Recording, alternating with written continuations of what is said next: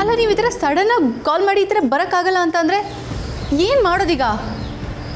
God, we can't even book somebody else. ಏನಾಯಿತು Meera?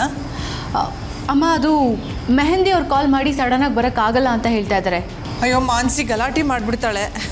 I know ಅಮ್ಮ, ನಾನೇ ಹೋಗ್ಬಿಟ್ಟು ಅವ್ರ ಹತ್ರ ಸಾರಿ ಕೇಳ್ತೀನಿ. ಬೇಡ, ನಾನೇ ಮಾತಾಡ್ತೀನಿ. It's okay, it's my fault. ನಾನೇ ಹೋಗ್ತೀನಿ.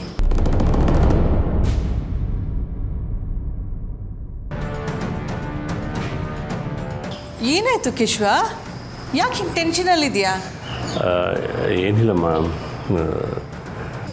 ಏನು, ಆರ್ಯ ಒಬ್ಬನೇ ಆಫೀಸ್ಗೆ ಹೋಗಿದ್ದಾನೆ ಅಂತನಾ? ಎಲ್ಲಿ ಯಾರು ಕಣ್ಣಿಟ್ಟಿರ್ತಾರೆ ಅಂತ ಭಯ ಅಷ್ಟೇ ಅಮ್ಮ.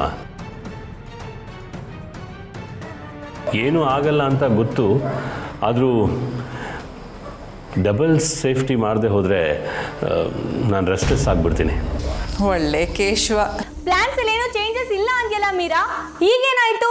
ಪ್ಲೀಸ್ ಡೋಂಟ್ ಡಿಸಪಾಯಿಂಟ್ ಮಿಯಾ. No ma'am, it's not like that. ಅವರು ಎಲ್ಲ ಕನ್ಫರ್ಮ್ ಮಾಡಿ ಈಗ ಲಾಸ್ಟ್ ಮೂಮೆಂಟಲ್ಲಿ ಕ್ಯಾನ್ಸಲ್ ಮಾಡಿಬಿಟ್ರು. I am really sorry about that. Mehndi session ಇಲ್ಲದೆ ನಾನು ಹೇಗೆ ರೆಡಿ ಆಗಲಿ? What is this Harsha? Mehndi ಇಲ್ಲ ಅಂತ ಯಾರು ಹೇಳಿದ್ರು ಮಾನಸಿ? ಮೆಹಂದಿ ಹಚ್ಚೋರು ಬರೋಕ್ಕಾಗಲ್ಲ ಅಂತ ಮೀರಾ ಹೇಳಿದ್ದು ಅಷ್ಟೇ. ವಾಟ್? ಹಾಗಂದ್ರೆ ಇವಾಗ ಯಾರು ನನಗೆ ಮೆಹಂದಿ ಹಾಕ್ತಾರೆ? ಮೀರಾ, ನೀನಾ?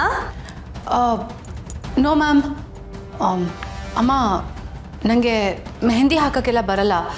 I am sorry, I can't. ನೋಡಿದ್ರ ಮಾಮಿಲ್ಲ, ಈಗ ನಾನೇನು ಮಾಡೋದು? ಬಂದ, ಹೋಗಿ ತಗೊಂಡು ಬಾ ಮೆಹಂದಿನ. ವಾಟ್? ಮೆಹಂದಿನ ನೀವು ಹಾಕ್ತೀರಾ? ಓ ಪ್ಲೀಸ್, ನೀವು ತುಂಬ ಓಲ್ಡ್ ಫ್ಯಾಷನ್ ಡಿಸೈನ್ ಹಾಕ್ತೀರಾ. ನಿನಗಿಷ್ಟ ಆಗೋಂಗೆ ಹಾಕ್ಕೊಳ್ಳೋಣ ಮಾನಸಿ, ಯೋಚನೆ ಮಾಡಬೇಡ.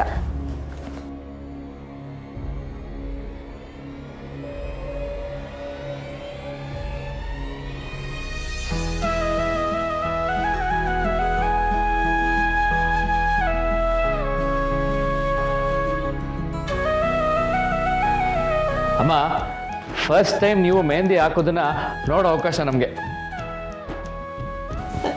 ಹರ್ಷ, ನೀನ್ ಯಾಕೆ ಅಷ್ಟು ದೂರ ನಿಂತಿದ್ಯಾ? ಬಾ ಇಲ್ಲಿ ವಿಡಿಯೋ ಮಾಡು, ಕೂತ್ಕೋ.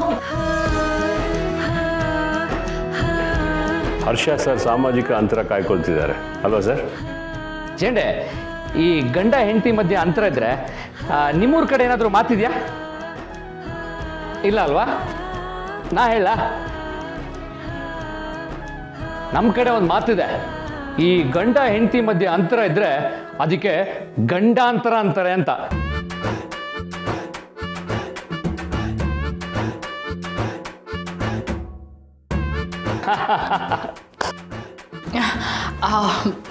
What an incredible sense of humor you have, Harsha sir. Really appreciate it.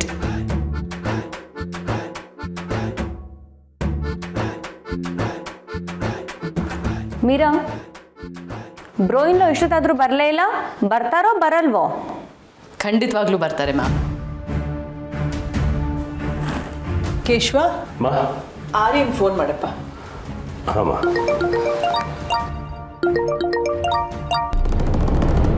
Hello, ಏನು?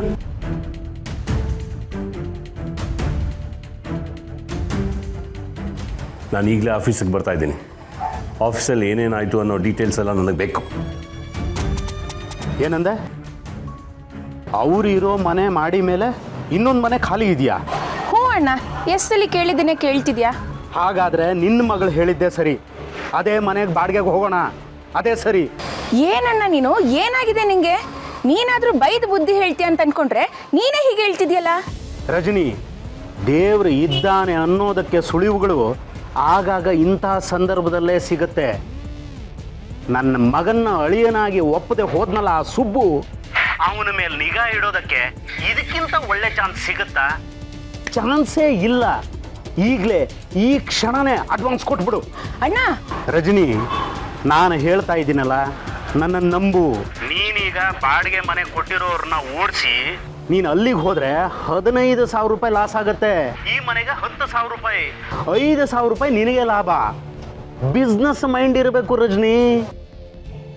ಹೇಗಿದ್ರು ಕಮಲಮ್ಮನ ವಠಾರ ಸೀಲ್ ಡೌನ್ ತೆಗೆಯೋದಕ್ಕೆ ತುಂಬ ಸಮಯ ಹಿಡಿಯತ್ತೆ. ಅಲ್ಲಿವರೆಗೂ ಇರೋದಕ್ಕೆ ಒಂದು ಮನೆ ಬೇಕಲ್ಲ. ಆದರೂ ಆದರೂ ಪಾದರೂ ಏನಿಲ್ಲ, ನೀನು ಸುಮ್ಮನಿರು, ಎಲ್ಲ ನಾನು ನೋಡ್ಕೋತೀನಿ. ದಿನ ದಿನ ಅವ್ರ ಮನೆಯಲ್ಲಿ ಏನಾಗ್ತಾ ಇದೆ ಅಂತ ನನಗೆ ಗೊತ್ತಾಗಬೇಕು. ಅದನ್ನು ನೀನು ಬಂದು ನನಗೆ ಹೇಳಬೇಕು. ಆ ಸುಬ್ಬಣ್ಣನ ಮಾನನ ಊರವ್ರ ಮುಂದೆ ಹರಾಜು ಹಾಕ್ತೀನಿ ಅಂತ ಶಪಥ ಮಾಡಿದ್ದೀನಿ. ಇವತ್ತಿಗೂ ಅದೇ ಮಾತು. ಕೊರೋನಾ ಮೇಲೆ ಆಣೆ. ಇಡು ಫೋನು.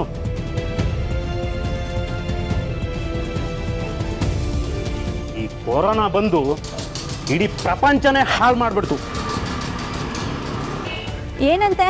ಈ ಮನೆನೇ ಓಕೆ ಅಂತೆ. ಶಂಕದಿಂದ ಬಂತ ತೀರ್ಥ ನಡಿ.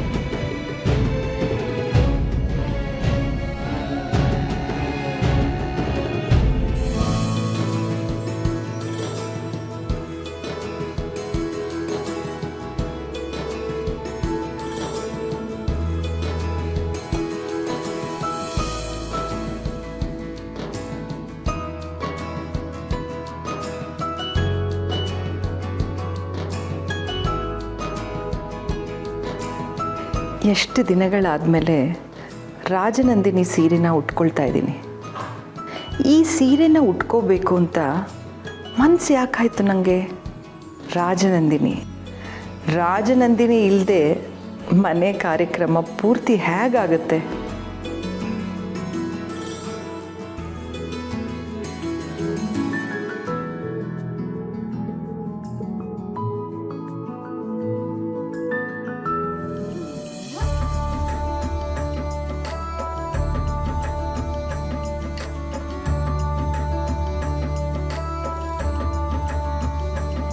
ಇವತ್ತು ಆರ್ಯ ಬರಲಿ.